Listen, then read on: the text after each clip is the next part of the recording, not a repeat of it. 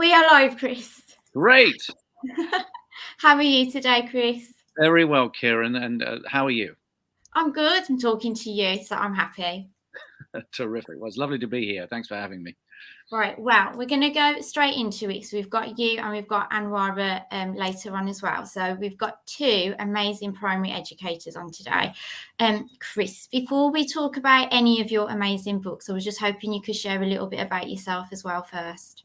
Oh, sure. Yeah, absolutely. Well, I studied history at Cambridge, and then I went to become a journalist at the Sunday Times. And after 10 years of that, I was invited to run a education publishing company in Oxford, which I did for 5 years, which was very interesting, actually, because it was all about trying to understand what engaged children when they played a computer game and how that could be used in a pedagogical way in the classroom. And I have to say, I came away from that experience learning more about the harm you can do rather than the good. There are great things computers can do, don't get me wrong, but it was very eye-opening and how careful you have to be when it comes to applying and implementing technology in education. Anyway, that was one chapter. And then we had a little disaster in our life because my eldest daughter, Matilda, when she was 8, she started suffering from what I now describe as a brain disease, which is that she got bored. And boredom is something that I've come to learn is a very unnatural state for the brain. You can't imagine a baby born bored, where it won't laugh and cry and do anything. You'd say there's a problem with my child's brain. But when children get older, we kind of condone boredom. We say, just pass the test, that you'll be fine. But it's a very sad state for the brain to be in because brains love processing information. And if there isn't any new stuff coming in through the senses, then it starts to shut down. And that's early onset depression, I would say, and at the heart of a lot of the well-being issues that young people have. And so nothing could be more important than a stimulating environment for children. And so we try to find a school for her that would appeal to her. And we couldn't find anything locally, so we started home educating really to begin with. And I have to say, for the first 2 months, Kieran, the home educating experience we had was a complete catastrophe. The Lloyd household was like the end of the last scene of a play called Hamlet. If any of your viewers can picture the scene of Mr. and Mrs. Lloyd, dead bodies on the floor. Because our instinct was to create a schoolroom at home with a timetable and a curriculum and a bell and a clock, and it's crazy looking back at it. But actually, it was just all like school on steroids. It was just it was dreadful. And in our desperation, I remember looking at Matilda at the time and say, "Just tell us, what are you interested in?" And then there's this little pause, and she told us. And that was probably the most beautiful moment of my life. And everything ever since has been framed by this revelation when she told us she was interested in penguins. And I mean, why not? So we went to London Zoo and we had a brilliant time. And she learned about Antarctica, where penguins come from. It used to be on the equator 250 million years ago, she found. And then we do our maths through penguins. And there's a big group and a little group. And she says, and we count the penguins. And I said, now, how many left when this one goes to this group, etc. And then she taps me on the shoulder and she says, "Dad, why did the penguin leave the big group and go to the little group?" And I'm thinking, well, what does it matter? We're doing maths. But she's not doing maths. She's doing penguins. And so I said, maybe it's bullied, or maybe it fell in love. I don't know. And before I knew it, she was writing a story about why the penguin left the group. And then she wants to do stories about ice, which is amazing. When you heat it up, turns to water, and then it disappears when you heat it up. And then stories about ice. We learn about the Titanic and arrogance because they didn't put enough lifeboats on board, and irony because it struck an iceberg. And she wants to dance like a penguin, and she wants to write poems to penguins. And I was just amazed to discover that all the skills you might want your child to be able to learn in a primary education context can be learned through penguins. But of course, it's not just penguins. They can be learned through anything. If only we ask that question, what are you interested in? We spend all our time, and all the traditions of education have been adults telling children what we think they need to know, which I think is a very good definition of the word arrogance, actually, because how on earth do we know when the world is changing so quickly? It's so difficult for children to process things that they're going to need in 10, 15, 20 years time. Well, we don't know. But what we do know is that if they have a love of learning, they will adapt. And if they can adapt, they will be okay. So that love of learning, that love of reading, that love of finding things through natural curiosity, through your own interests, really frames all the books and everything I've done, since that time. Well, that was fantastic. I'm just going to say I love penguins too. just because great. I love them too. Any Don't ask me. penguin lovers, just send us a tweet if you're a penguin lover. I'd love, always. There's a few. There's a few. Yeah. But I think that what you've said, I think you can, when you speak about It's Up to Us, because that's the first book that we're going to speak about today.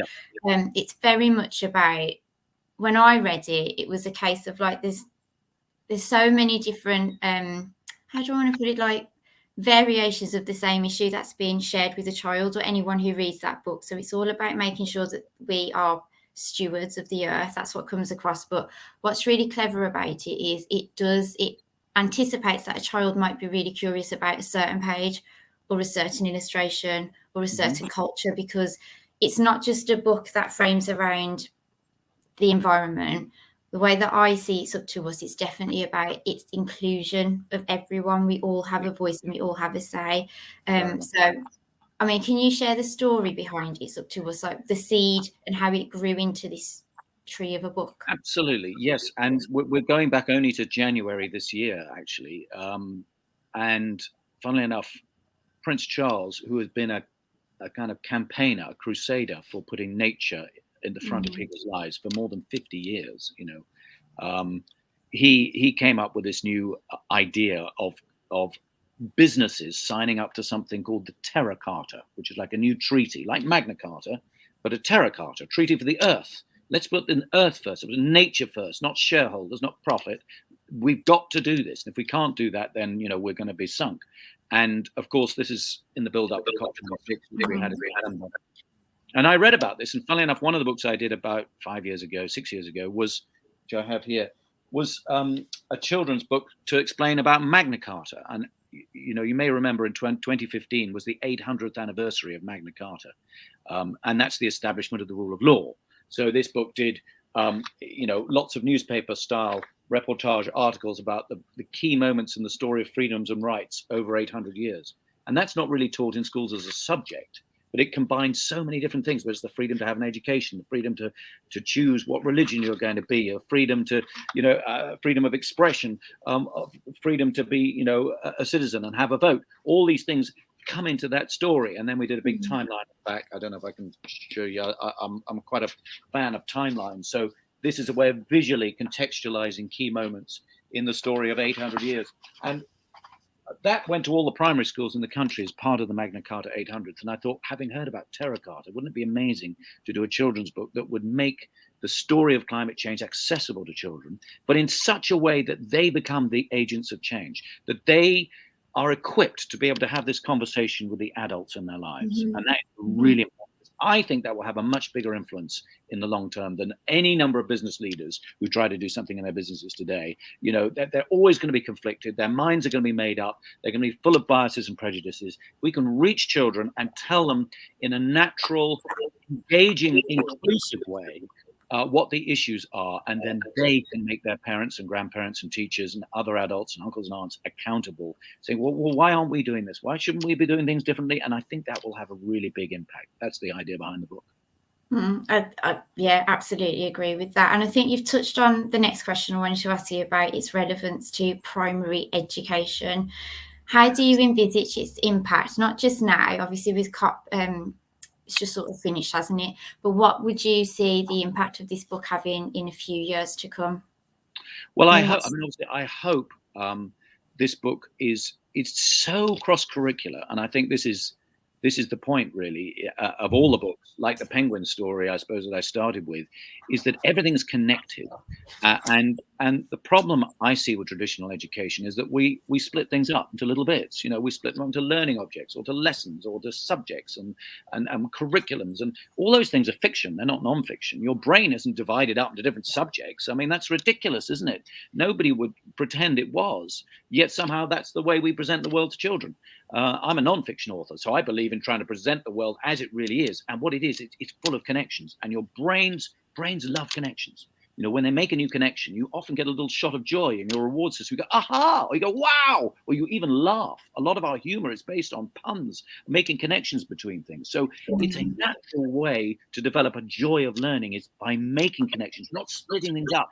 Climate change requires connecting across the whole curriculum in every single way. Not only does it connect every culture, every person, every country, every creature, if you like, but it also connects all the different subjects from engineering to art and from sort of maths to, to music. They all are involved in this huge challenge we have to try and find a way of living in harmony with nature so that the planet is secure for generations to come.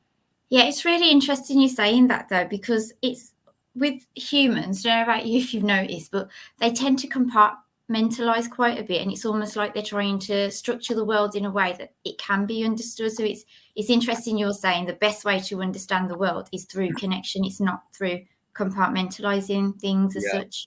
I think it's because I'm a great fan of zooming out, and I think the Z-axis is the one where you can really inspire wisdom and in children, to get them to have the perspective of something that's right in front of their nose, but at the same time to be able to zoom out and see the context of what that really means. Because I mean, if you think about it, if you're doing maths and you're looking at a graph, if you zoom in and all you see is the shape of the graph in a little part, you would be quite misled if you then zoom out and find that that was just a little it was about to dip down again and go all the way to the top.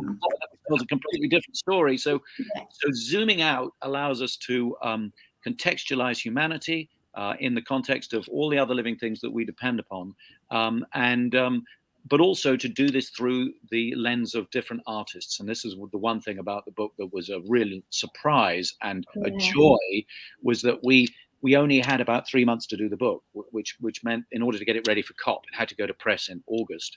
And we started work in March. That's not very long to produce a fully illustrated children's book, as you'll appreciate. So when we tried to approach artists, they all said, well, love to be involved. This is great. But, we said, well, you've got 2 weeks. That's no good. So rather than get one artist to do all 33 spreads, we flipped it and we got 33 artists to do one spread each. Oh, and they are amazing. But just coming back to your point about the different subjects, like you look at that and you think science, don't you? And then the next page, I mean, it's beautiful. Yeah, just art. Shall I share my screen for a minute, Kieran, to show so people can see a little bit more? Is that all right to do? It's an hoping amazing book. It might show up on people's screens then. Right, but does that show up, Kieran? Can you see that okay? Yeah, can you see it, please? Yes, I can only see my screen, but that's fine. So, you can see all the 33 illustrators, they're listed there. And they're from all over the world. The first 2 are from Vietnam. Peter Ziz is from America. Then we got people in Siberia. We got people in Japan and China and Australia and Argentina. And my goodness, seeing the story interpreted through their cultural lens is amazing. And the trajectory of the story, zoom out, look at nature. What have people done to it? What's the effect on the planet? How can we club together to make these new promises that are going to make a difference in the future? You see, the first spread here is from Iceland. You can see from the cultural, the blonde hair, the woolly jumpers, the glacier on the volcano in the background, and there's the forward from Prince Charles. And actually, he says at the beginning, children have a unique curiosity for nature and this amazing planet we call home. And that's because part of being young is knowing that we are, in fact, part of nature ourselves. And I think that's the thing. Children have an instinctive feeling that they are part of nature. When we get older and we're wanting to worry about our jobs and we're spending our time in offices or in homes, we lose touch with nature. So we need children to remind us. And if all this book does is it helps children remind adults that they are part of nature, that could make a huge difference, because then everything we do can be evaluated as to whether or not we are in that relationship with nature that is going to matter for the future. So just looking at some of the art, this was an artist who remembers reading books when he was a child, surrounded by nature in woods. And you can see it reminds me of the kapok tree, this spread does. I don't know if you've come across that story, the kapok tree. No, but it sounds fantastic. Honestly, it really reminded me of that one. Yeah. And it's about deforestation and preserving the rainforests. Yes. But in terms of feeling part of nature, I mean, you can't escape from it. These QR codes, by the way, they link you to little videos that we've made with the artists. So they explain the inspiration behind the artwork that they've done for the book. And it's lovely to turn the artists into the storytellers, not just through their art, but through their personalities, particularly as they all come from different parts of the world. In fact, the family of this artist he's of Iranian descent, interestingly. This is a Turkish artist, and he's explaining how we all depend on microbes.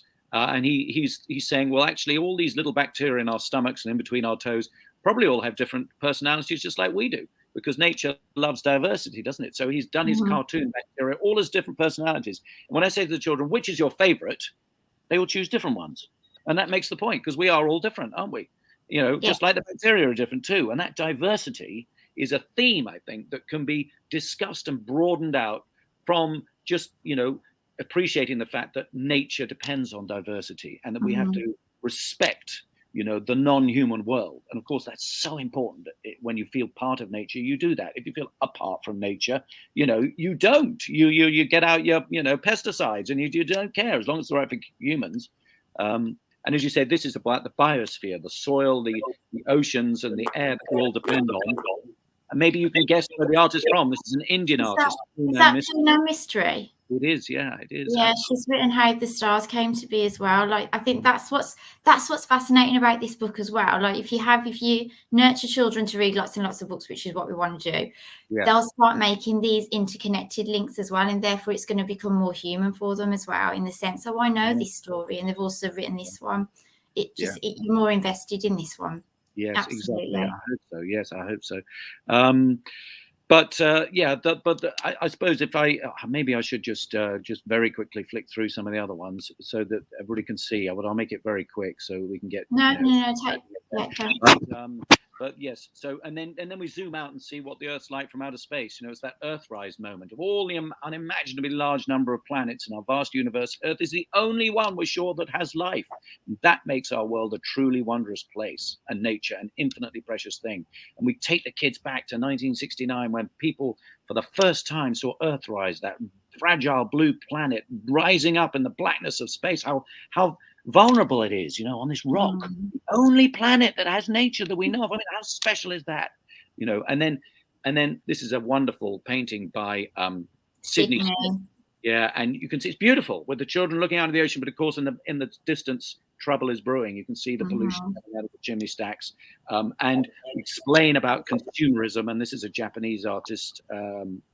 And then we about the artificial world we've created, and how in order to have that artificial world, the natural world is being destroyed with agriculture, in its kind of most grotesque form of intensive farming, of crop spraying, of fertilizers, all these things that do tremendous damage to the natural world, and of course to the oceans. You can see the tractor wheel and the plastic and the bleaching of the coral reefs here, and you can see people here. This is an Israeli artist who usually illustrates for comics, and she's done this hilarious picture of people just having wonderful time, but with no regard for nature whatsoever, as you can see. For a long time people thought, because there were so many animals and plants, such a big wide ocean, lots of air and soil, we could carry on like this forever. Oh, other living things might suffer, but not us. We're people, we thought. We'll be okay. We forgot that we were nature too. And as I was looking through this, Kieran, I suddenly started noticing things that the artists have put in without us briefing them to do, because there is one young person here who isn't disregarding nature. In the bottom She's in the corner, isn't she? Yeah. She's noticed the beauty of the rose. She's on her own. And it's no accident she's a child, because children feel part of nature, not apart from nature. And then, of course, we have to look at what are the consequences for the planet. We explain about the carbon cycle. And actually, the carbon cycle is really interesting, as I've discovered. I use a storytelling tool, and I produce different objects from many pockets I have in my coat. And the object of this particular page is a lump of coal. And I ask the children, what is this? And they say, oh, it's a lump of coal. And I say, what was coal before it was coal? And, they almost never have they got any idea. They say, oh, it was fire. No, it's not fire. Rock. No, it wasn't rock. And I explained to them that carbon dioxide in the air is like a blanket. And if you have too many blankets on, you get sweaty, you get hot. It's uncomfortable. It's not good for you. It's like being in a sauna. But luckily, nature has these straws called trees, which suck out the carbon dioxide so the blanket doesn't get too thick, so we don't get too hot. And they use that to make wood. And over millions and millions of years, the wood gets crushed underground and turns into coal. So that link of not knowing that coal is the remains of trees that have been reshaped by geological processes over millions of years is hugely important. And then this is Nick Sherratt, who's done an illustration showing how it's not just coal and trees, it's also sea life that becomes oil, and how then we've pumped it all out and dug it out of the ground and put all that carbon back in the air again through power stations and cars, and that blanket is getting thicker and thicker and thicker, and as that blanket gets thicker, of course the world gets hotter. And this is an Australian, Aboriginal Australian artist, I might add, painting the scene of his ancestors, but it's now desert, and the trees are asking the question, why? They're in that shape of why. And a Chinese artist who's telling you about rising sea level, and the glaciers broken up into an iceberg in the shape of a polar bear who can't reach her baby. You see at the top there? Because they're isolated, because the ice is literally melting beneath their feet. There we go, you can see that. On people's homes are flooding, so they're having to, be dragged out of the water and live in tented cities. But there are things we can do, and we'll finish on this very important note of activism, that we can. In fact, this picture I explain is a metaphor. There's a secret message, and an 8-year-old can understand what a metaphor is. If you say there's a secret message here, that we're on a tightrope and we got nature on our head, but there are little seeds of hope dropping down that are germinating into a future that's where nature can be safe. Whether it's renewable energy or rewilding things or labeling products on foods or listening to the wisdom of our ancestors, working together in teams, planting trees, of course, which suck out. And finally, it ends off with that really powerful call to action. We can do this. We must do this. We have to do it now because it's up to us. We can't leave it to the adults.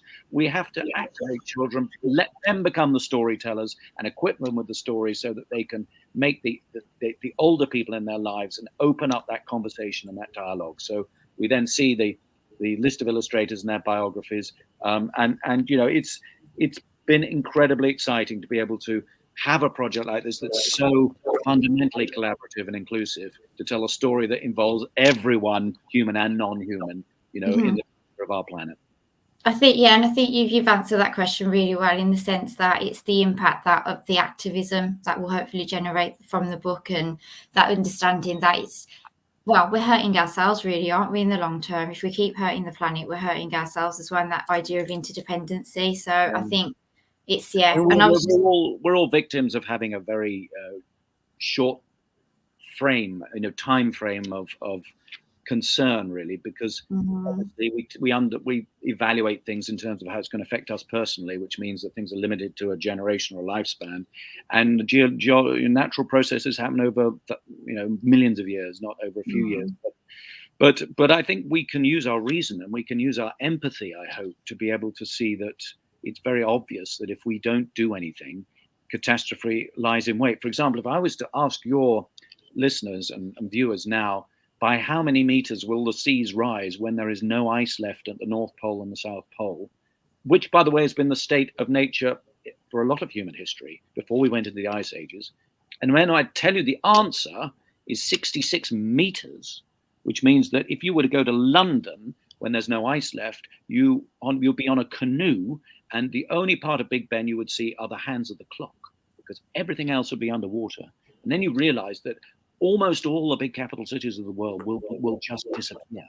Now, there is a huge amount at stake. Nobody's saying this is going to happen in 100 years' time, but we may get to a point where it's impossible to stop it happening ultimately. Everything's going to have to be so different. But maybe we can do things. We can do things to mitigate that. And we should do them out of a sense of moral duty, not just to our descendants, but also to all the other creatures that are going to suffer as a result.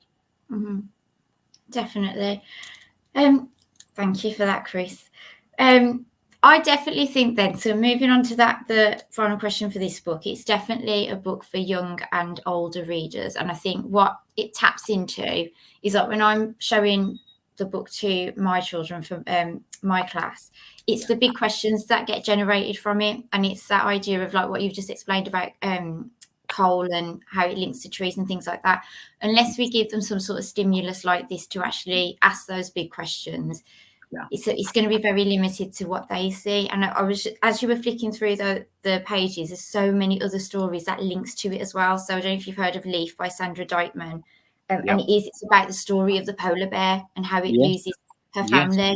And I think it's making those links. And again, it's about empathy. It's about understanding. Yes, it's going to not just affect us, it's about every other living creature on the earth. So I can I definitely mean, see the impact. I hope, Kieran, that the book might be used not just as a sort of, right, this week we're doing this book, it's up to us, and we're going to talk about climate change. I'd far rather that teachers were to take one spread and look at it, for maybe an hour or two on one day of the week, and then come back and do another spread the next week, and treat the 33 different windows on the problem through the artwork of the artist as an opportunity to say, well, let's listen to the video of the artist, let's find out where they're from, let's put that on a map, let's talk about water and ice and how that changes. Integrate different aspects of learning in the curriculum through the story.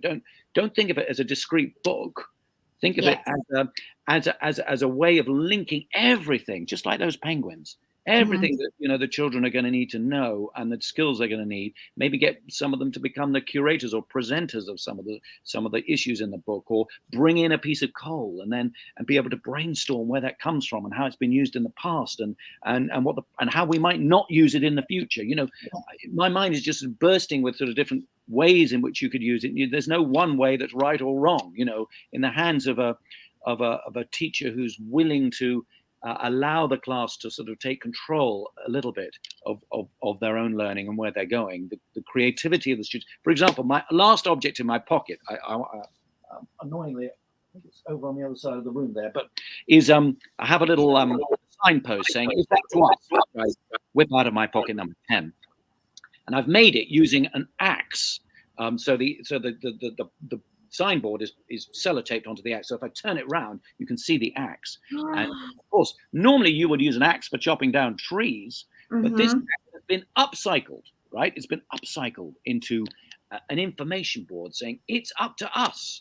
So, and I was showing the kids in a school in Scotland the other day this, and then suddenly we went in this whole thing about upcycling and how different things you could upcycle using, that material, or other ideas for upcycling things instead of throwing them away. And we got on a whole conversation. I wasn't planning to go there, but it just took me there. And if you go with the flow, can be some of the most special time you can have with the kids in class when you let that happen. And empowering for them as well, because you're listening to them. And I think that's really important. Like, if it's that, I think it's give it to them, yes, but then it's that you have to have that trust with the children that where they're going is going to make sense to all of us eventually. But it's also about listening to what they're saying as well, because I think without the listening, that you're going to disempower them, because it's almost like, well, what's the point of us saying anything? I think that's really important. I couldn't agree. And if we want them to be the agents of this conversation in the home and in the school, then if we're not listening to them, we're defeating the whole object of the exercise, aren't we? Yeah, exactly. And I think one last thing that I can say about this book definitely is that the way that it's been written, there are so many links to different areas of the curriculum, and it's bringing it together in a way that would be, children will understand big concepts. It's how you share it with them. But I think there's so many curriculum links there as well. So it's a fantastic book. Right, coming on to the next question, which will lead on to more questions. What are your other projects that are coming up at the moment, Chris? Well, one of the things that I suppose I've become more aware of during lockdown than ever is the value of printed matter. We've kind of been through this phase of thinking that everything is going to be digitized, and you have to have, in order to create digital equity, everybody needs access to the internet, and of course it's very empowering and all the rest of it. We're also aware of the danger of screens and social media and the harm that can do, and the anxiety and the pressures it can bring on children. We're also aware of the commercial kind of opportunities, and also the commercial dangers that there are, with everything being done in a very connected way online. And one of the things that I experienced was that throughout lockdown, there was this kind of natural craving to return to a safe world. Particularly parents were feeling this. And I think children were really enjoying the fact that they could pick up something that was actually physical, that wasn't just a screen-based experience. And I've done quite a lot of thinking about this in the past. And I'm a believer that the printed medium is incredibly powerful and is very different from the screen-based medium. partly, I think, because humans evolved in a world over millions of years where there were no screens. And if you think about a book, you're looking at reflected light. It's the shadows, it's the hues, it's the fact that it's the sunlight or an artificial light reflected against the page that then goes into your brain. That's very different from an emitted light, where it is blasting the visual cortex, and I think almost overloading the visual cortex with information, so much so that the brain isn't able to process that information in the same critical thinking way that it does when it's reflected light. You tend to be, almost mesmerized by the screen. But with the book, you can deliberate, you can read it again and again, and you can touch it and you can refer back. And it goes through your hands as well as your eyes, and it goes through your nose because you can smell it. And it's yours, and nobody's going. The other thing is attention spans. I mean, have you noticed how these days attention spans have shrunk to nothing?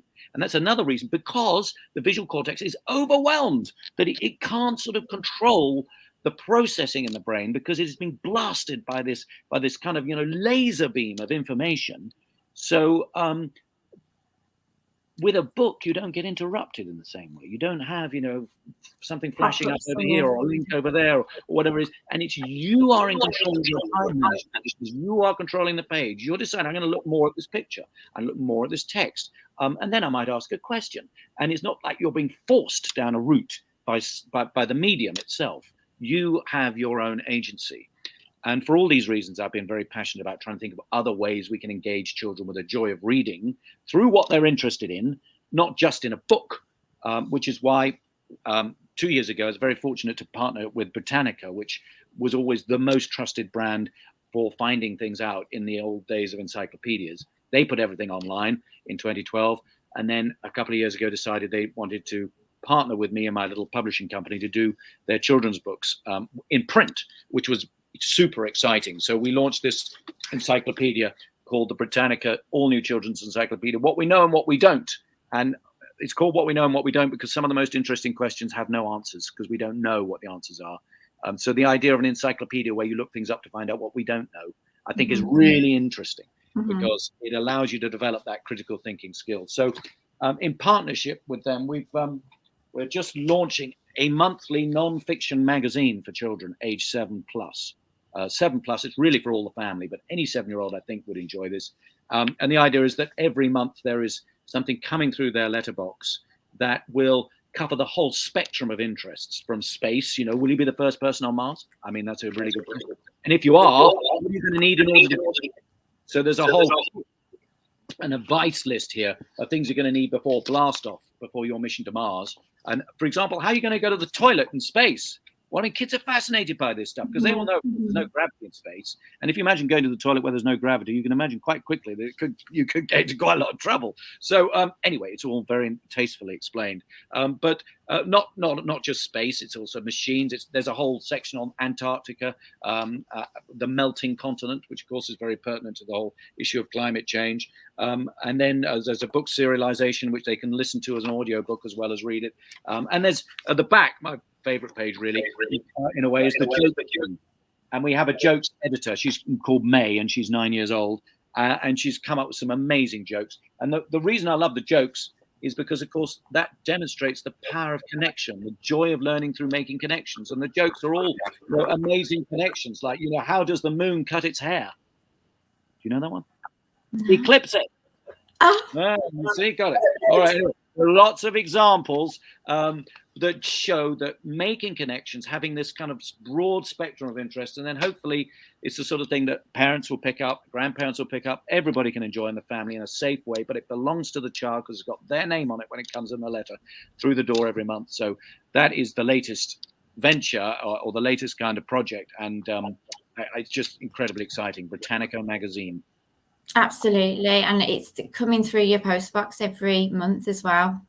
It's like that Christmas is it. How often do kids get anything through the letterbox these days? That's another.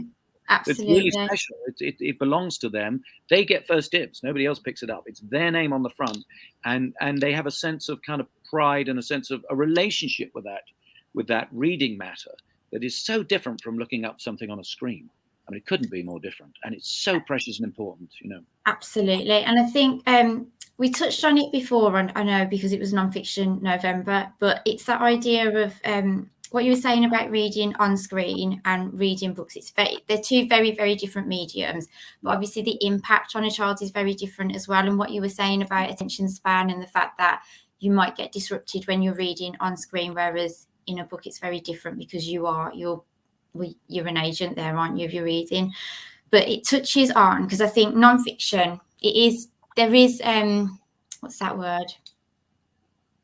Momentum developing around nonfiction and how Thank important goodness. it is. It's very, very important.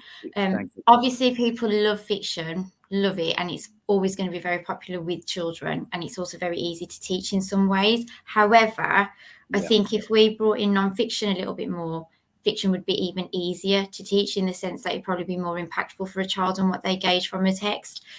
But I wanted to touch on the idea of the vocabulary gap and why it is so important to have more nonfiction like accessible to children. Yeah, I think there are two things here which are really important. One is that nonfiction is the best way I know of, or I can think of, for developing critical thinking skills.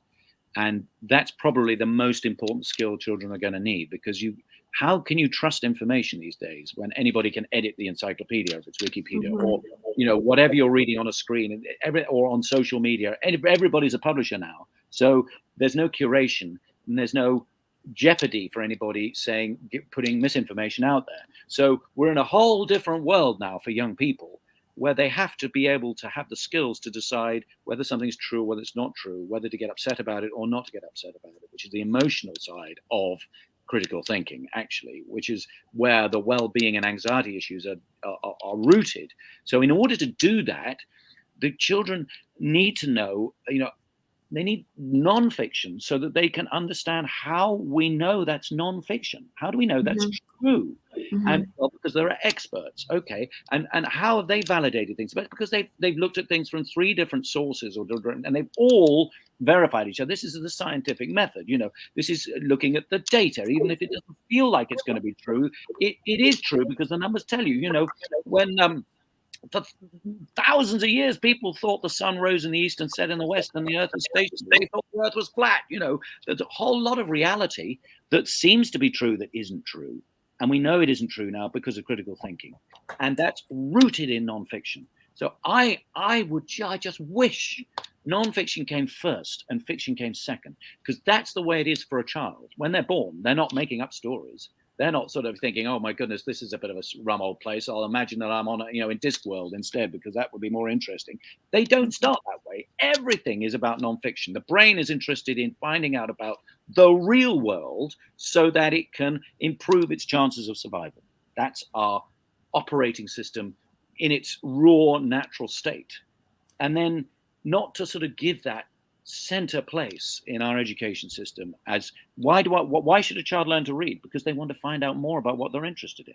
That's nonfiction. Now, not to say that they don't then get engaged by fiction. And of course, in fact, enough, my youngest daughter Verity, she learned to read through Tintin, because she loved the pictures, she loved the comic format. The older one, not interested at all.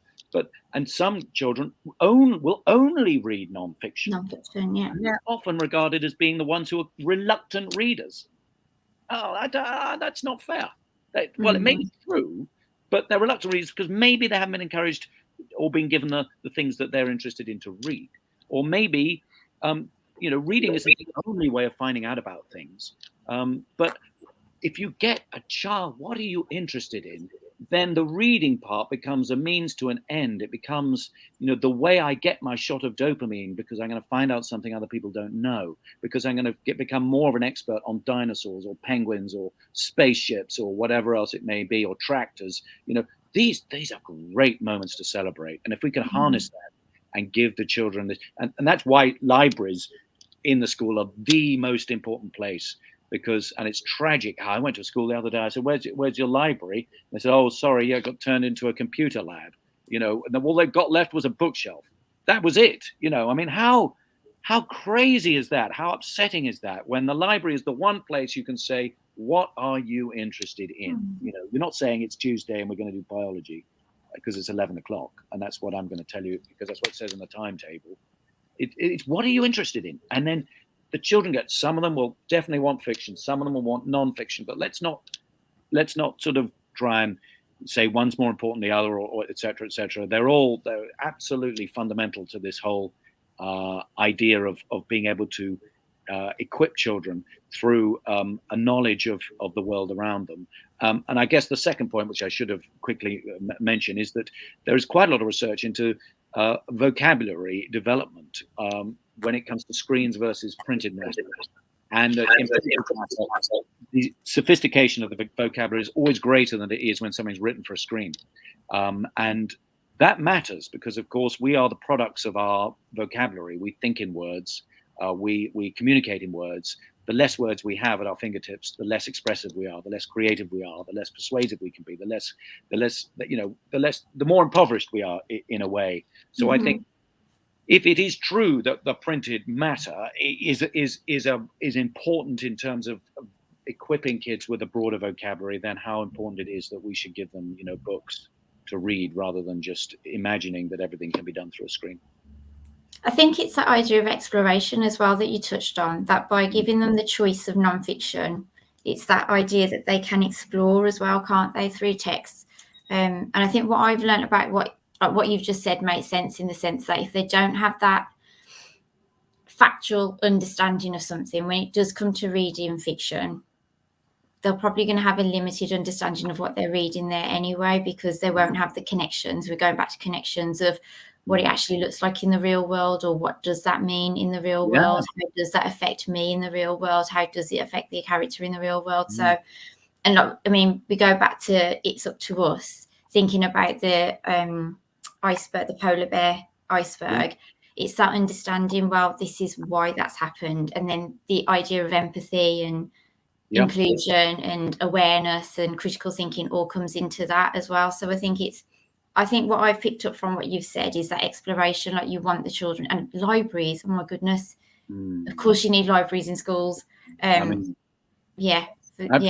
You absolutely do. And I think, to be honest, I think that, if you want children to be able to be good writers, creative writers, nonfiction is the place to start. If you can't describe what an apple looks like, if we can't describe the sunrise, if we can't describe the real world around you, how can you create a story that's going to grip people that isn't true, that is made up?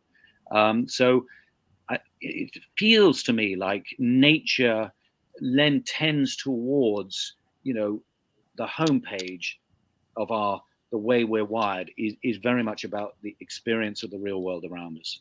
And that as the imagination. And then we can be equipped through the ability to articulate ourselves and to think critically. We can then become we can enjoy the whole world of fiction in a way that you wouldn't be able to do perhaps or in the same way if you hadn't got that broad interest around you and that curiosity. Absolutely. And I think it's that unless you give them the tools to begin with in the real world, there's always going to be limitations for them. And it links back to, because I had it for a few years, that, well, I don't know what to write, miss, I haven't got any ideas. And it does make sense, because it's that lack of experience of the real world. That's what it is. So that experiential learning you tend to get from nonfiction, and you can then investigate it through the books that you're sharing with them. But I think nonfiction definitely feeds the imagination. And when you talk to authors like yourself, and another one is Kira Millward-Hargrave, she always researches facts. She researches the places. She researches the scientific concept behind something. And then that's what allows her to write her fiction pieces. So I think, what you said makes complete sense. So the Britannica magazine, I think, will be a gem for a lot of children coming through the postbox. Well, I hope so, and we really want to involve them in the making of the magazine too, because there's so many different skills that you get from for example, if we're talking to some schools about having a reading club where they look at various features in the magazine each month and then build activities around that for the kids to do as homework or whatever. The other thing is that the magazine delivered through their letterbox at home means it's not something that feels like it's being imposed on them by the school, that it doesn't feel like homework. It feels like something that's designed for them to appeal to them in their own time. It's a choice, and they pick it up and they read it, And because they're making the choice and they're prioritizing it, it's a completely different experience, perhaps, from the things that they're used to having to do in order to be able to improve their educational kind of attainment. So it's not a replacement for anything. It's just in COVID, in lockdown particularly, I think we have all faced this huge kind of uphill struggle to try and ensure that children aren't left behind, and that they're not in some way kind of disengaged because they feel like they're left out, or because they're anxious because they're falling behind in their traditional kind of way of evaluating them. We need to reach out to them, and we need to reach out to them and say, what are you interested in? And that's what the magazine is trying to do every month, and then give them a whole range of things to latch onto and then enjoy and then talk about and then explore further. Sounds fantastic, Chris. We could speak a lot longer, I suppose, but I think we've covered quite a lot there, haven't we? In the sense that we've got this fantastic book, which I think should be in every school library, every library. Yeah, and obviously the magazine as well. Is there anything else you wanted to speak about to readers or share?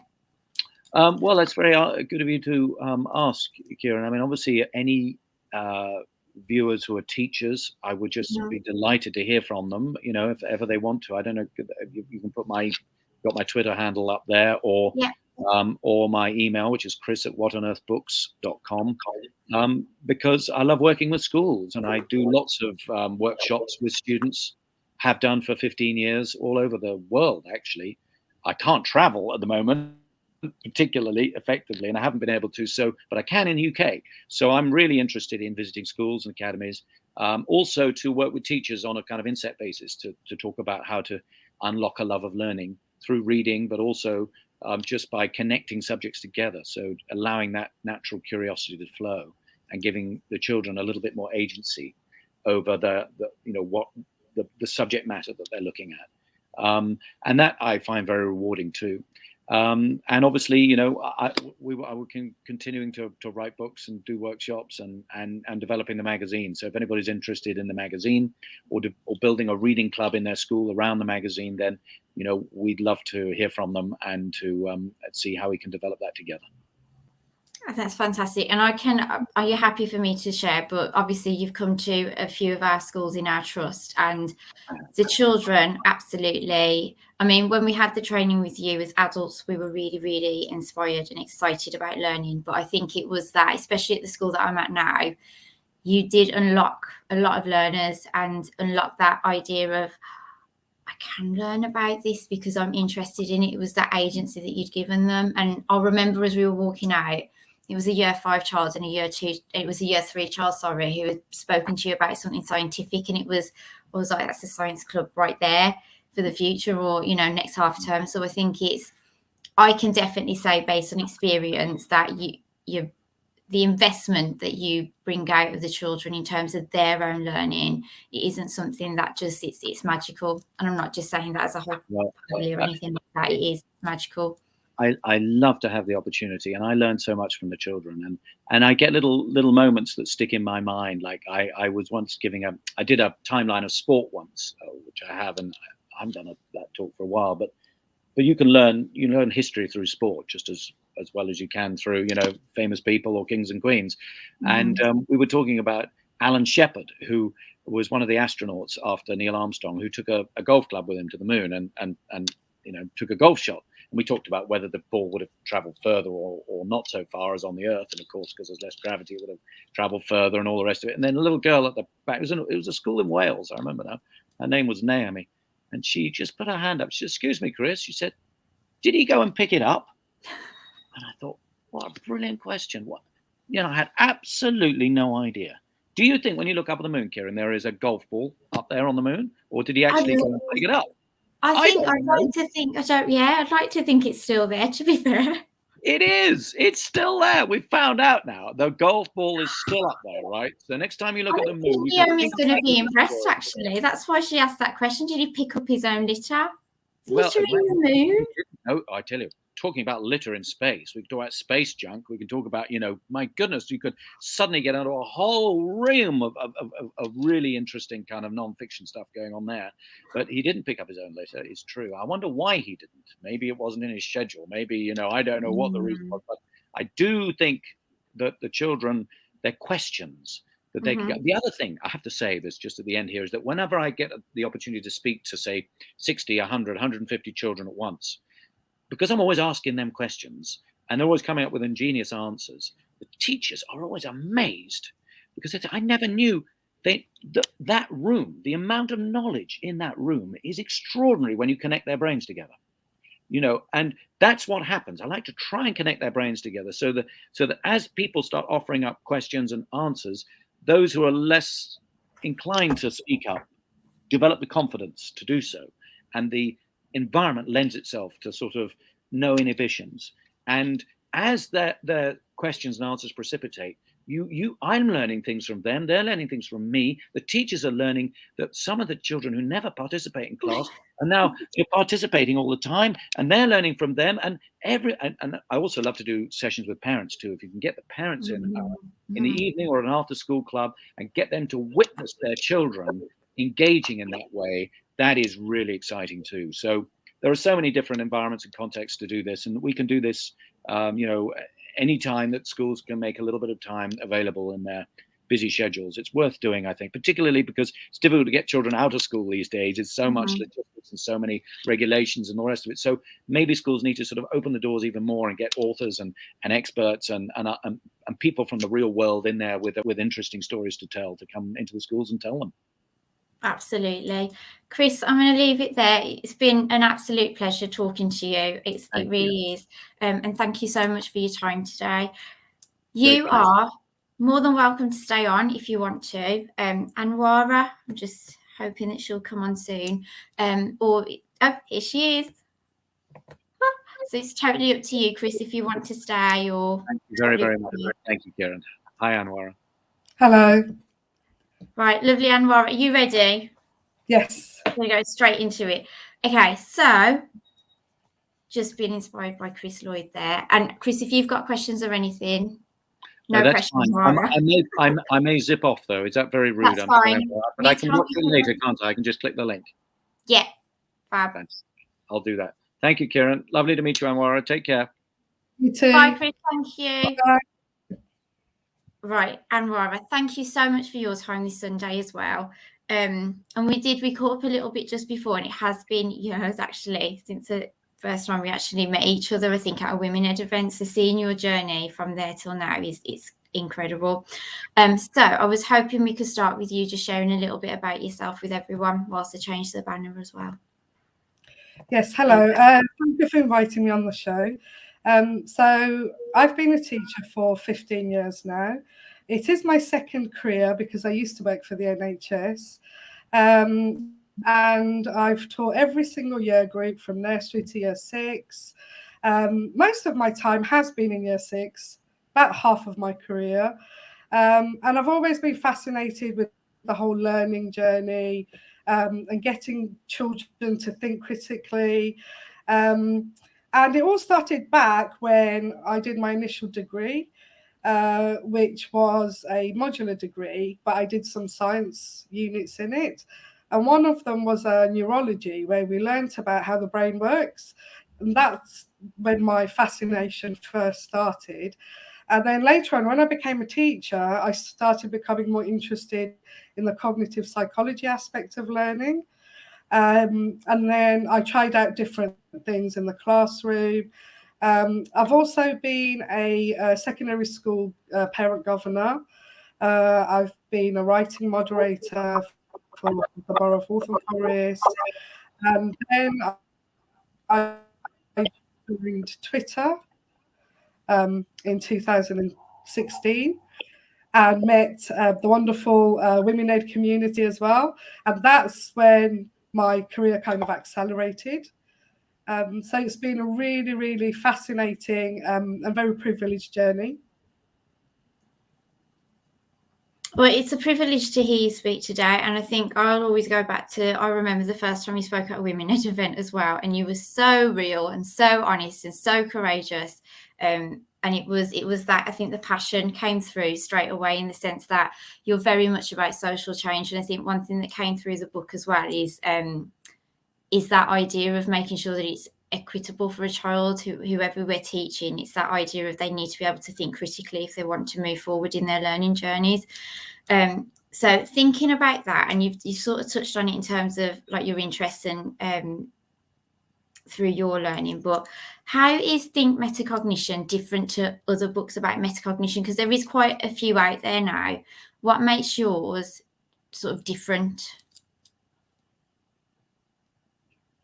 I would say what makes mine different is obviously, like when the EEF document, the guidance came out on metacognition and self-regulated learning, there was a great big buzz about it. People were like really curious about it, and but what came through to me was the fact that a lot of people thought that it was something new.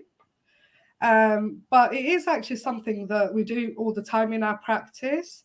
And it's not that it is a new thing to implement. It's more about, well, how do we think of it more explicitly? Because as we get older, metacognition is a skill that becomes more general. And it's more about how do we teach it explicitly. And the book is slightly different from other books in the sense that I was fascinated by the research and the background into metacognition. And what I didn't want to do was, I didn't want to say, here is what I do. I wanted to look at it a bit more kind of generally and more holistically. So I started looking at case studies and started thinking about the questions that we could ask ourselves as practitioners, and then to extend that, think about pupil metacognition as well. So it was more of a case of, I wanted the book to enable practitioners to reflect on what they do in the classroom. Being a primary practitioner yourself, you know that we teach 13 subjects per week, and it is a huge challenge to think explicitly about every single subject. And I thought the way that I've laid out the book is that you can go straight to the case studies, you can go straight to the questions, and compare it to your own practice. And then when you've got time, you can then later go back to the research. So that was the whole idea behind the book. I think you've touched on it really well. And that I look at it as like a touchstone for a practitioner, that it's there as a touchstone to go back to, and it's that. And I think you've touched on it in the sense that, yeah, in primary we teach a lot of subjects, and yet we do need to teach it with depth as well. So it's that, having that time to then reflect on your practice as well as a child's learning. What have they taken from it? But it's the way that I see it's very much a touchstone, that it's something that's really compatible with primary practice, in the sense that it feeds into it rather than it being an additional thing. It's very much, it feeds into your practice, being a reflective practitioner. In relation to primary education, and I think you have slightly touched on it there as well, what is the impact that you would see on your practice then? You've touched on the fact that we do teach a lot of subjects in primary. There is that added element now where you do need to teach it in depth, and I don't know about you, but there's a greater onus on the breadth and depth of it. So what is the impact by having this book in your sort of like go-to in your toolbox as a teacher, as an early careers teacher, as a teacher who's been doing it for years and years? What is the impact they will see by using it? I think that the impact that they will see from using the book through becoming a bit more reflective. We don't always have time to reflect.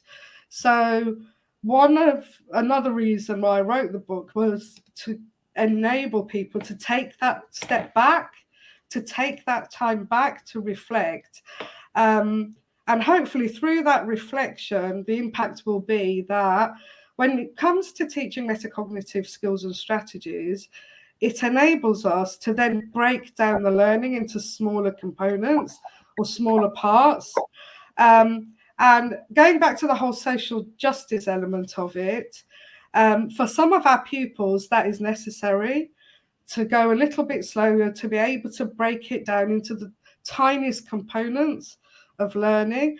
Well, actually, I would say that is true for all our pupils, really, because even when you are teaching at the, teaching the high achievers, you still need to be able to break the learning components down in order to get them to accelerate.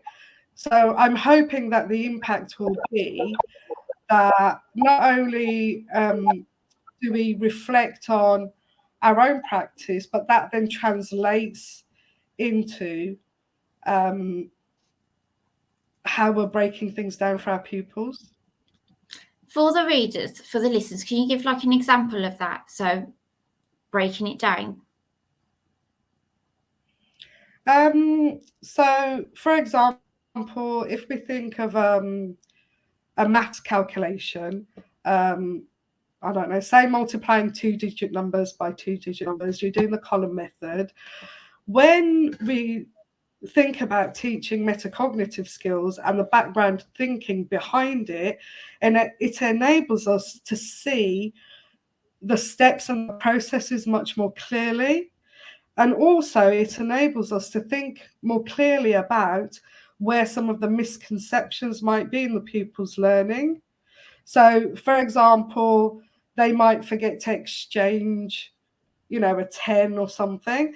And when we are thinking about developing those thinking skills, it enables us to see that far more clearly and think about it a bit more deeply. So it's unmasking the learning and sort of sharing those small steps with yourself as well and the children. I'm just thinking for like an early career teacher, it would be almost sort of like how that would translate into your success criteria for that lesson or for that module of learning. Exactly. Yeah. Thank you. Yeah. Right, now, you've got me thinking. I shared it with Chris as well, and then we got into a little debate about it as well. So there's a few things that I sort of, because I'm an early careers mentor now as well, and it's I always think about that because it's the case of like, well, how you've done it for years and years, and it's sort of to a certain degree becomes natural to you, doesn't it? But it's that clarity in the words that we're using as well. What's the difference between evidence informed and evidence based? Because you make that distinction in the book that it's really important that we're evidence informed. Why is that important compared to, well, I mean, is it as important or more important than being evidence based? Because these terms are getting used a lot at the moment. So what's that distinction? So evidence-based practice is when decisions are made based on available, current, valid and relevant research. However, evidence-informed and it touches upon confirmation bias and looking at contradictory evidence. So when implementing a new intervention, for example, it's all well and good going by being evidence-based. However, there are some key factors that will enable us to view it with a more kind of reflective lens. So, for example, some factors that we could consider are when teachers are planning and teaching their lessons, what factors are influencing their decision-making processes? To what extent are those decisions informed by their personal experience, their habits, or their beliefs? How can we get better at making decisions? And this is something that's called practitioner research. So it's like a systematic process of reflecting on our own practice, trying out new ideas and evaluating the impact that we do. So it's kind of looking at it at using a metacognitive lens, I would say, and focusing on how effective different aspects of the practice are. How do we know which practices, habits and routines are the most useful. And I think they are very important questions that we do need to consider. So if we're going to implement an idea, how do we know, basically? I would say that the context is really, really important. So when you are implementing an intervention, well, how do you know it's going to work in your particular context? All contexts are different, as we all know. It might be an idea to start off small. So try it in a class or across a phase or something like that. And that would make it a more kind of meaningful study. And then reflecting on your practice would enable you to see, well, what were the problems? Why did it not work in your context? What could you do to adapt it to your own context? So I would say that being evidence informed is very important. Mm-hmm. I think I don't know, it's almost like you're saying as well, like it's okay if you get it wrong, or it's okay that it does need to be adapted. It can't just like, this is what we're going to do and we're going to keep doing it and keep doing it until it works. I think it's that idea of, you might have to go back to it and tweak it and really listen to what the outcomes are so that you can make it even better for the child. But I don't know if that in education is allowed sometimes, like it's okay to be wrong and start again, because it's that time element as well, isn't it? It's sort of like, we haven't got enough time, we've just got to keep running with it, sort of thing. So it's almost like you're saying, it's that agency again, isn't it? It's giving teachers that agency to think, yes, okay, it's sort of working, but what can I do to make it even better for that child? That's right. I mean, I do talk about learning from mistakes in the book as well. And as leaders, I think we do also need to learn from our mistakes. And we do learn from our mistakes. And it's about kind of not going in blind and not rushing into things, but really taking your time. It's like sometimes we are looking for quick fixes. It's just the nature of education and the lack of time that we have. But often, if we do take that step back, it can be more beneficial than if we go full steam ahead. Mm-hmm. Mm-hmm. Yeah, absolutely. And I wanted to pick up on that idea of confirmation bias, because you got me thinking about reading and fluency. And it was a part where you said about like and this is where I wanted clarity. This is me being selfish and honest now, sort of clarity about it. So when I think of fluency, I always think about it from the child's point of view, in the sense that when they read and reread something, it helps them to visualize what they're reading, especially with fiction. And therefore their comprehension does develop, because they're building a picture in their minds about what they're reading, but that comes from them rereading something several times. But then you've gone on to about the idea that, and I'm then thinking about it as an adult who reads, in the sense that if it was a research paper and I've read it a couple of times and it's like, yeah, I agree with that, yes, I agree with that, is that confirmation bias that you're talking about, in the sense that if you just keep reading the same research that sort of confirms what you already believe, is it almost hindering you, in the sense that if you don't question yourself, are you actually going to move forward? Does that make sense, what I'm asking you? Oh, definitely. So it is something that I kind of tried out on Twitter actually a few years ago. So when there was a lot of talk about the growth mindset and everyone was saying how wonderful it was and everything, I started questioning it, and I thought, well, okay, is it something that actually works? Who's tried it? And I think I put a tweet out actually asking for contradictory evidence. And what was really great about that was that I did come across some contradictory evidence against it.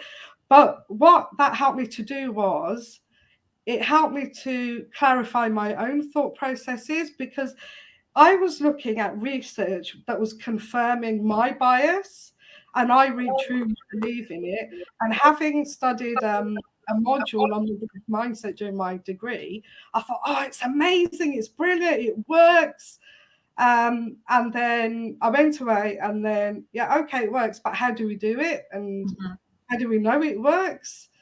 So I was looking for contradictory evidence and found it, but that then enabled me to think about it even more deeply and come to a slightly different conclusion, but then maintaining the aspect that yes, it does work.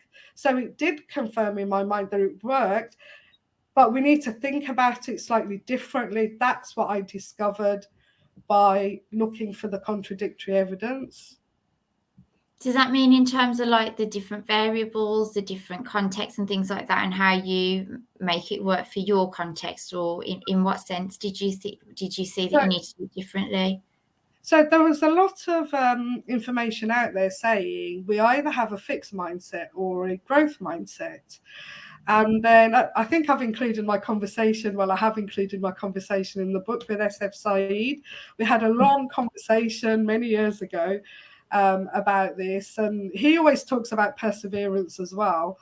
And I thought about it. And he said to me, he said, but I haven't persevered in everything. And he said, I've only persevered in getting my books published, but I haven't persevered, for example, in football. And I thought about it and I thought, he's right.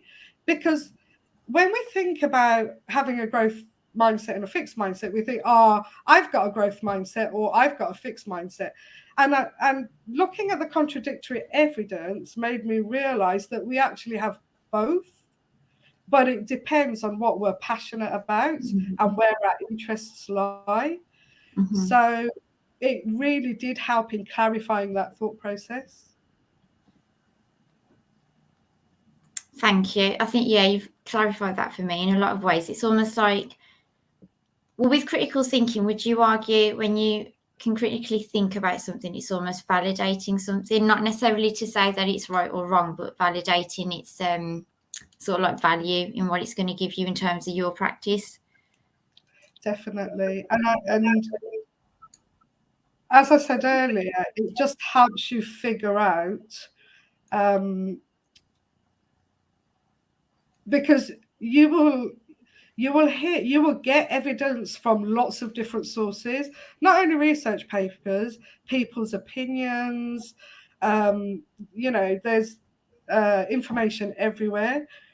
I think it just helps you clarify your thinking process. Now, say that we are part of a school and there's a culture, and sort of like with habits and behaviours and things like that, you want your culture to become consistent, don't you? Because you tend to find it accelerates progress. But then, isn't that also a form of confirmation bias in the sense that if you're always sort of, doing the same thing or expecting the same sort of thing for consistency's sake, does that not then hinder development of thinking, of like moving your thinking on?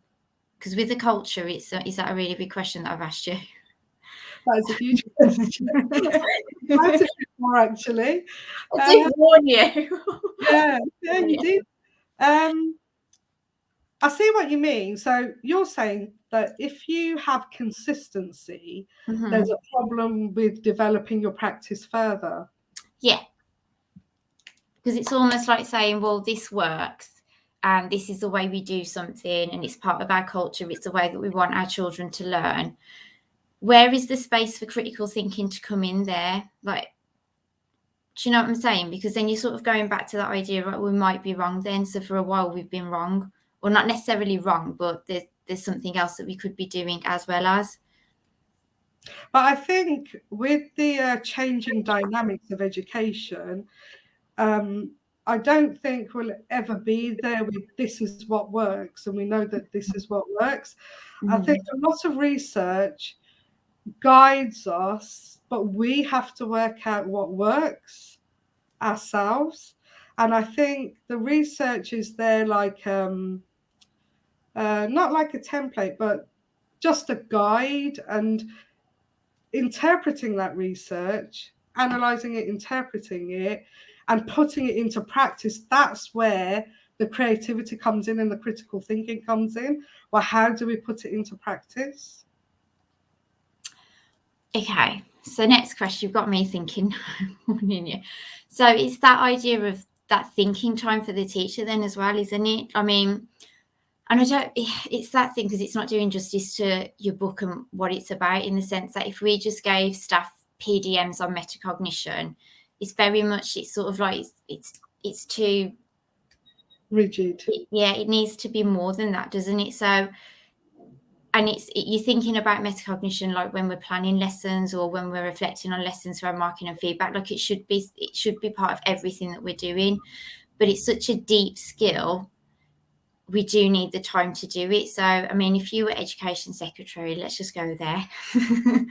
How would you sort of like and there isn't a solution in the sense because everything keeps changing, but that we know we don't have enough time in the set to, do you know what I mean, to like go really, really deeply all the time. So how do we manage to get metacognition into our teaching and learning so that it does have an impact on children? So we're going to be places where they're probably a little bit scared of it, aren't they? Because you're going too deep, and they need to know this by the end of the year, and and like you said, there are quick wins. So to get them there, why don't we just do the quick wins? I think it's obviously time is a huge issue in the world of education. But I think there are key questions that we can ask ourselves. So rather than giving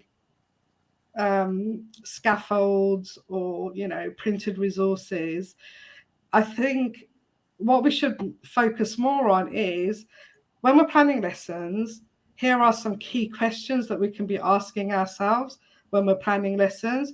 When we're implementing a new school policy, here are some key questions that we should be asking ourselves before we start the process, during the process, after the process. So it's going back to that whole metacognitive cycle of planning, monitoring, evaluating, and asking key questions around that, I would say. I think that would really, really help. Mm-hmm. I think it comes down to that idea of being brave enough to sort of go with it as well, in the sense that education does change and learners are different and your context will change because of the learners that you have. So it's coming back to agency again. Yeah. Definitely. And Laura, is there anything else that you want to say about your book, or like to, get people to buy it, maybe for like Easter? I think it's such a lovely Christmas present to get an early career teacher. Hint, hint. I hope she's not watching. But I think it's a really good book, and it's one of those books that I know, like years when I started teaching, that I would have loved to have had, because my understanding is very much dialogic talk. I can always go back to that and make sure that the children are making meaning from what they're speaking about to each other in a classroom. But I think it goes even further, in the sense that you have to embed it, don't you? And if you can embed it early in your practice, you're going to get better with it, aren't you, really? Because it's the bravery, I think, that comes from it. It's being brave. It's when I first introduced it at one of the schools that I was working at, the NQTs back in the days, they really took it on board, like really, really quickly, and started trying out some strategies. And I saw their practice move on really, really quickly. It was such a joy to see. And to get them enthused, and I'm hoping that the book will get them enthused and get them thinking about how to implement it from the outset of their teaching career. Right. Anything else, Anoara? Because you've been sort of like, go on. So can I just say that I have a code for a 25% discount from the Sage website, and the code is capital letters UK21 author. Is that all capitals? All in capitals, Yeah. UK21 author. And you get 25% off until the 31st of December. And also you can get the same discount for an ebook, and the website is www.ebook ebooks.com/en-gb/. And I would just say that one again, because I've put that up there on our banner. So that's for the stage publications discount. And then so the ebook is available from www.ebooks.com/en, all in small letters, -GB. And that's for UK customers only, again valid until the 31st of December. I'm going to add that banner as well. So that's really generous to share that as well. I think it's definitely one of those that you'd want on your CPD library as well for all staff. So it's in the staff room or wherever you're doing planning all the time. And it's almost like even getting those key questions up in your rooms as well to keep you reflecting, because it's something you can do during your lessons as well. And I think it's going back to Chris's idea about what he was saying about connecting brains. I think that's what you want to do in your classrooms and in your school. You want the children to connect their brains so that, the learning power is there for all of them to get enabled by. Absolutely. Anoara, it was, brilliant talking to you. But is there anything else you want to say about your book? Because we've covered those questions, and and I think anyone who was a little bit about will think about getting this book, especially for schools, especially for their teachers, because it's one of those that it's, like I say, it's a touchstone. You can go back to it as often as possible. Excuse me. Thank you. Yes. No, thank you for having me on the show. It's been a pleasure to be on it and lovely to see you again. Yeah, and you. And I just have to, I think. Excuse me. You got any water with you? Have you got any water or something? No, I'll grab some in a minute. Good. I was just gonna. I think that in terms of like the women community as well, like it's such a pride, just a lot of pride there, because it's, and like you say, I think for a lot of us, it has accelerated our careers in some ways in terms of what we're following our passion. I wish I had a glass of water to give to you. So it's been absolutely wonderful speaking to you. You too. Right. Okay, I'm going to leave it there, and thank you. So thank you, Chris, and thank you, Anoara. And this will keep repeating itself now on the Book Club Twitter account as well. So it was lovely seeing you. You too. Take care. Bye. Bye.